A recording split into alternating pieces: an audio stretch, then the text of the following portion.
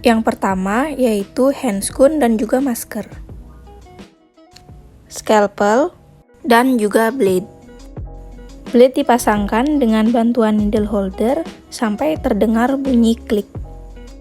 Selanjutnya ada pinset anatomis, pinset chirurgis, gunting, dan juga ada needle holder.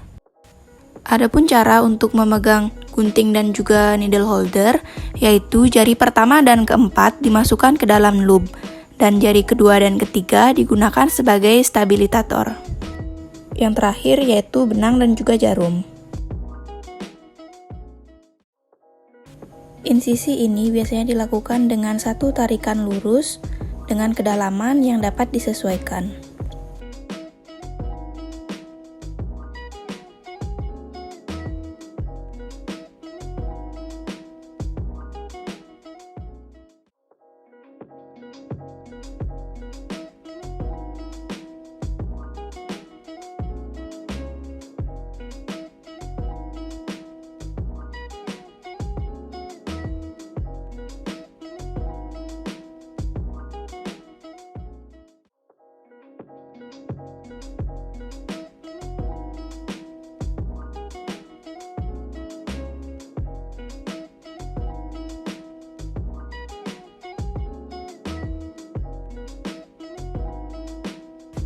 Insisi trapezoid merupakan insisi marginal yang dikombinasikan dengan dua insisi oblique dengan membentuk sudut 120 derajat.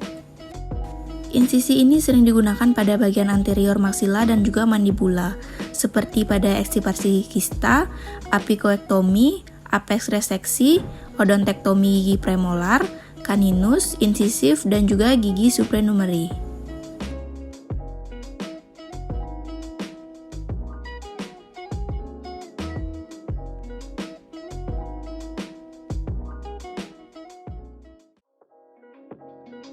Insisi triangular adalah insisi marginal yang dikombinasikan dengan insisi oblique atau sayatan miring.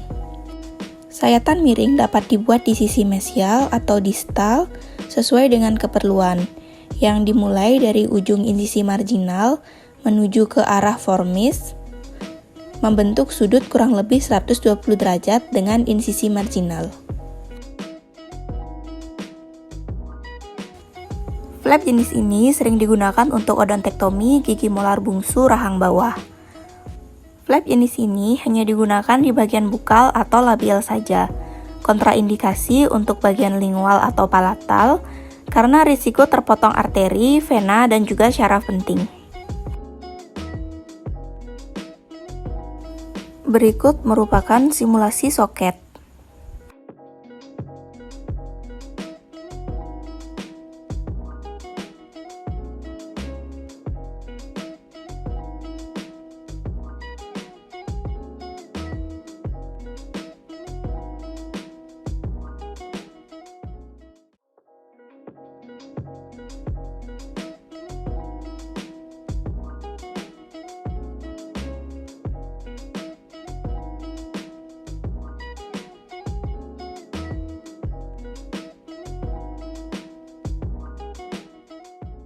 Yang pertama yaitu jarum diinsersikan 5 mm dari garis insisi dengan membentuk sudut 60 sampai dengan 90 derajat.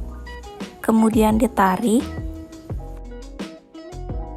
Selanjutnya dilakukan penyimpulan dengan 2 kali putaran ke arah jarum jam. Kemudian 1 kali putaran berlawanan arah jarum jam. Dan yang terakhir yaitu 1 kali putaran searah jarum jam.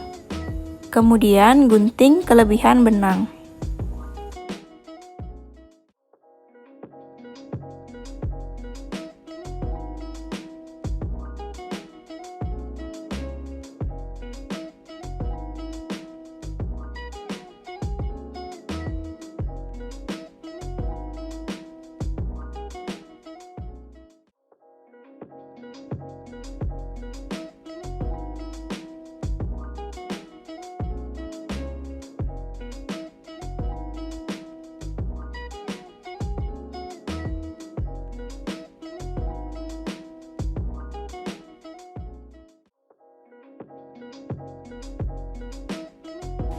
Simple interruptive suture juga bisa digunakan untuk penutupan flap.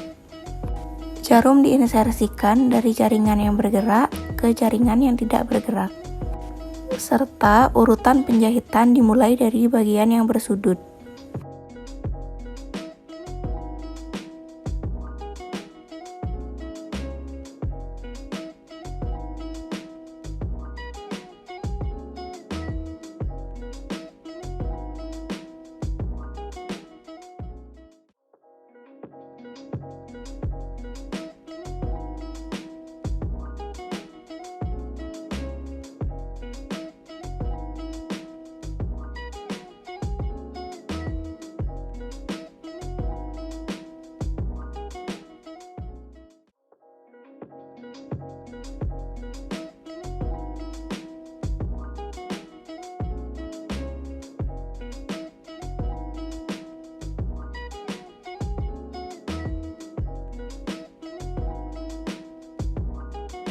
Simple interruptive suture ini juga bisa digunakan pada flap trapezoid. Sama seperti sebelumnya, penjahitan dimulai dari ujung yang memiliki sudut.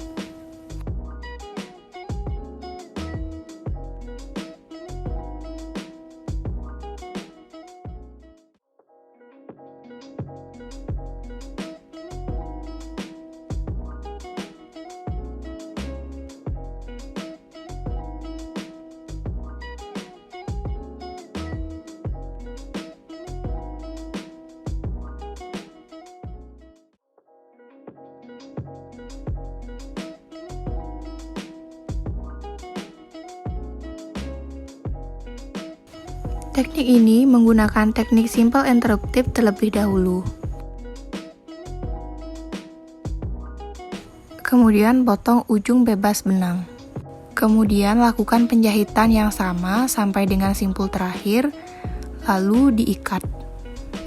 Jahitan jenis ini biasanya menghasilkan hasil kosmetik yang baik dan juga tidak disarankan penggunaannya pada jaringan ikat yang longgar.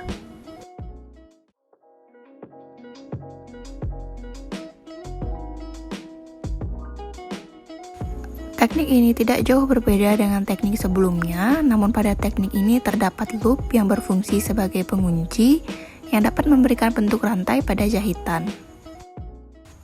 Teknik ini dapat memberikan adaptasi yang rapat pada jaringan dan juga dapat memberikan jahitan yang kuat.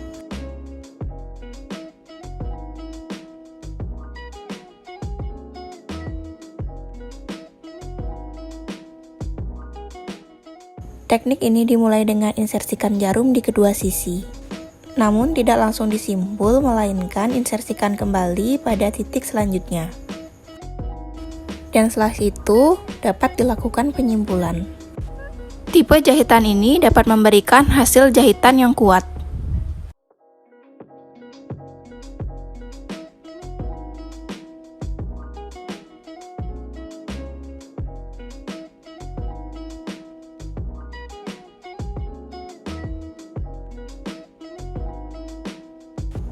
Pada teknik ini, yang pertama yaitu membuat jaritan yang lebar dan juga dalam. Kemudian dapat dilanjutkan dengan jaritan yang kecil dan juga dangkal pada dataran yang sama. Setelah itu, dapat dilakukan penyimpulan. Jenis jahitan ini biasanya menghasilkan penyembuhan luka yang cepat karena didekatkannya tepi-tepi luka oleh jahitan ini.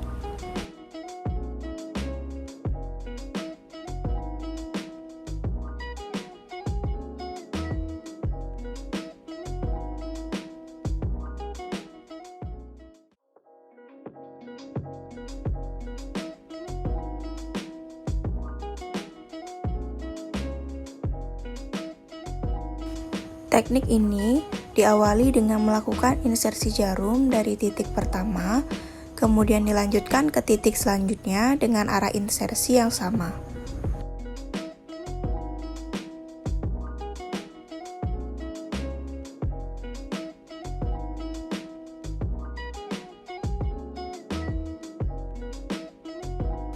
Dan setelah itu dapat dilakukan penyimpulan.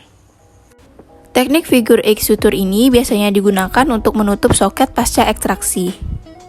dan juga untuk menghalangi lepasnya blood clot dari soket yang dapat menyebabkan terjadinya dry socket. Teknik ini juga menghasilkan penutupan luka yang lebih baik jika dibandingkan dengan teknik simple intrusive.